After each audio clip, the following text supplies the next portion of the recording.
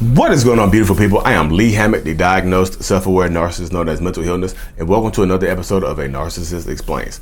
In today's episode, we're going to be talking about why it's almost always gets worse when you go back to in a relationship with a narcissist. Why going back to a narcissist typically means the behaviors will amplify and get worse. Stay tuned, like and subscribe. So this is the thought process a lot of people have when you're dealing with narcissists and toxic people, that if you keep going back, it will get better. Like if you keep giving them more chances, they will understand what they're doing to you and what they're putting you through, and they'll change for the better. But typically when you're dealing with narcissists, it gets worse. The more you go back to that person, the worse it gets. Because in a narcissist's brain, they think that you are okay with their behaviors because you keep coming back to them. No matter what they do to you, you keep coming back to them. In a narcissist's mind, it goes something like this. So I'm treating you terribly, right? Yes, you're treating me so badly, yes. But if I'm treating you so terribly, why do you keep coming back? So to me, it can't be that bad. It is that bad though. That's why I keep leaving. But you also keep coming back. So is it that good? There are some good times, but I just wish the good times were more than the bad times. Well, look, I'm not going to change. I'm just going to be me. And that's the mindset of a narcissist. I'm not going to change for you. I'm going to be me. Take it or leave it. Hope this helps. So welcome back, y'all. If you could read the text on the screen, it says, "You are so right, but I keep thinking if I go back, it will be better, but it just gets worse." Yes. It will absolutely. The more times you go back to a narcissistic person, toxic relationship, whatever dynamic, the worse it typically gets. Why? So I asked this question, but I'm not coming from a place of being smart or trying to be funny or put people down. Truly believe when I say this. But why would y'all think it gets better just based on what somebody tells you? If they've been lying to you the entire relationship, what makes you think they're telling the truth about changing their behaviors right now? I get so many people that I talk to. I still do my Zoom 101s and things like that, y'all. I get so many people that I talk to that I have this discussion with. It's like, and I ask them, I'm like, why do you think right now that it will get better? This relationship will get better just based on their words. Actions. Well, they sent me some flowers. Well, they did send flowers every day for a whole week, so I thought that meant that they were sorry. Y'all, why? Goose fraba. What is that? Woo-sa, goose fraba. Whichever one works for you, do it. Why do flowers work? I've asked this question before, but why do flowers work for forgiveness? I don't get it. If somebody treated me horribly or did some horrible stuff to me, and they sent me a bouquet, a dozen roses for cheating on me, why does smelling those roses make the cheating better? They're like, why does smelling those roses do the roses provide a healing scent? Is it a forgiveness pheromone that's released from roses and daisies and orchids and lilies? Like, what is it about the roses that makes people forgive people? Why do flowers work? I don't think flowers work on men, but like, why do flowers work on women? You know what I mean? Why? I'm just telling you, y'all, flowers should not mean forgiveness. Well, they sent me some flowers. I don't care if they sent you the whole bouquet. They bought you a botanical garden. You mean? Flowers do not mean forgiveness. Sending you flowers is not an action, y'all. It's not an action of forgiveness. That's an action. That's a distraction. Flowers are the distraction. It's like a beautiful bouquet of a beautiful distractive bouquet for something horrible that they've done. Well, they cheated on me with my sister, but these roses are beautiful and they smell good. No, stomp them roses, send them back. You know what I mean? But that's how it goes sometimes, y'all, in a toxic relationship dynamic. That's literally how it goes. But I'm just telling y'all, the more times you go back, but why does it go back? Why does it get worse when we go back? Because now you've established a new precedent that they can treat you how they want to treat you, and you'll come back. You just established a new baseline for the relationship. So I know I talk about cheating a lot, but if they've manipulated you, if they've gaslit you, if they've done physical harm to you, if they lied to you, if they stolen money from you, whatever they've done for you, that's forgiven. So they know they can get it. Now they feel like they can get away with that. So sometimes they like to push the envelope when you come back. Sometimes they like to push the envelope to see what more they can get forgiven for. Oh, you forgave me for that? Wow. Let me see what more I can get away with. I'm gonna be real with y'all right here. It's gonna sound mean, but I'm not trying to sound mean.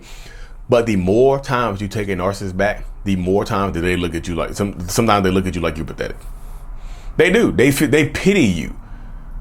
A lot of narcissists don't want themselves don't want to be pitied, but they pity you and they look at you like you're pathetic and they treat you like that sometimes, y'all. The more times you take them back, the worse they look at you sometimes. Like, damn, you really took me back off of this? You got something going on. You really forgave me for this? You must have some stuff going on inside of your head. And they don't care. And that's why I say the more heinous, the more egregious the whatever they done to you, the more egregious it is, the worse the relationship is going to get when you take them back. If you take them back. If I take them back, they should learn from their action. They should learn from their mistakes. No, they learn how to get better at hiding those mistakes. And they tend to do it more. They tend to treat you worse. But again, what story? So this is me talking to you directly, y'all. What story are you telling yourself? I don't care what the narcissistic person said. I really truly don't. What are you telling yourself to make you believe that this person can change and do what they want? But, after this is your third, fourth breakup, what are you telling yourself right now in this instance, to make you believe that this person has the ability to change anything about themselves? What are you telling you? I don't care what they're saying. I don't care if they're sending you TikTok videos. I don't care if they're sending you emails talking about they love you. What are you telling yourself? They haven't shown you that they have the ability to change anything about themselves for a long period of time, maybe for a week or 2 weeks or a couple months or whatever. What have they shown you? What are you telling yourself to make you believe that this person can change? A lot of times they're going to try to exhaust you by sending you so much. They just overall exhaust you into giving them another chance, into giving up, into giving in to what they want. What are you telling yourself? Because that's the most important thing to me right now, is what are you telling yourself to make you believe that they have the ability to change anything about themselves? What are you saying? What are you saying to yourself? What are you telling yourself right now? Change the story that you're telling yourself right now, because that can help you heal and get past it. Because the more time you take them back, I promise you, the worse it gets. Y'all been together for 8 years. They haven't tried to marry you, but the second you break up with them, now they want to marry you. Now they want to have kids. Now they want to run away together. Now they want to cut off all the women. Now they want to cut off all the side dudes. They want to cut off all their male best friends or their female best friends. Now, I'm just telling you. Now, what are you telling yourself, y'all? Because when they look at you like you're, I promise you something. I promise you.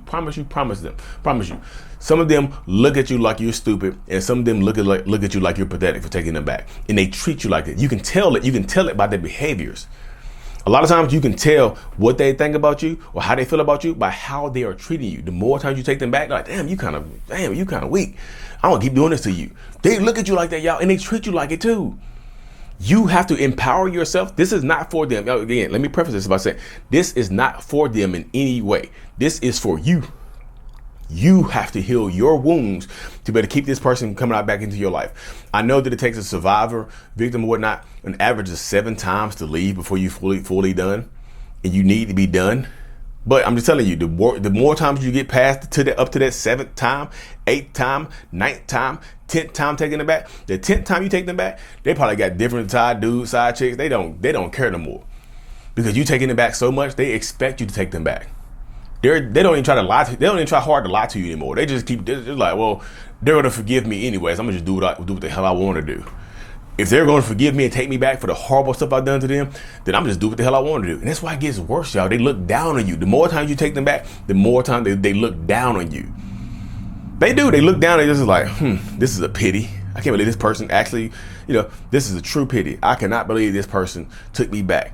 They look down on you, y'all. I promise you. You need to empower yourself. You see my brand right here, the I Love Me brand, the I'm Strong. You need to empower yourself, some self-love and some self-power, some self-empowerment to get past these toxic situations. Because if you don't, I'm telling you, they're going to keep looking down on you.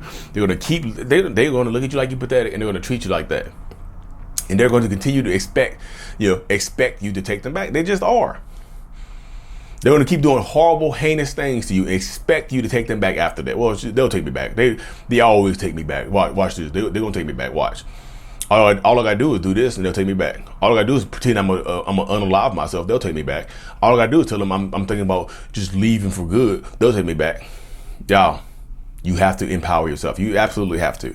But anyways, y'all, let me cut this thing short. The brand is available in the comment, in the description of every video. Rep the brand, rep yourself. Stay empowered, like and subscribe for more. And as always, mental illness is out. Peace.